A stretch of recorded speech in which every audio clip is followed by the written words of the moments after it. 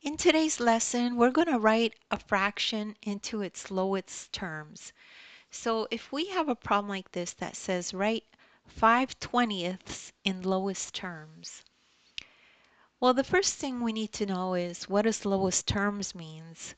It means writing the fraction with the lowest possible numerator and denominator. So let's explore that further. So find the largest number that divides both into the numerator and the denominator. So for example, 1 divides into 5 and into 20. But I don't think that's the biggest number, the largest number that divides into both. We need to find the largest number that divides into both.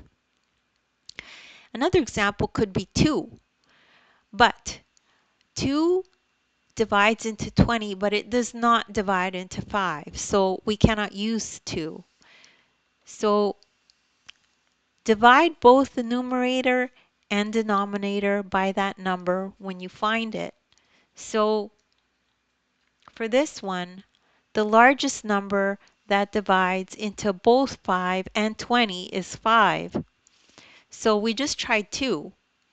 3 doesn't fit into 5, 4 doesn't fit into 5, but 5 fits into 5. Okay? So that's the largest number that divides into both because 5 fits into 5 once and 5 fits into 20 4 times. So let's take it a little bit further. So now let's do the division. So 5 divide by 5 is 1. 20 divided by 5 is 4. So 5 over 20 equals 1 over 4 in lowest terms. And that's how you do that problem. And that's how you would do any fraction to try to get it into its lowest terms.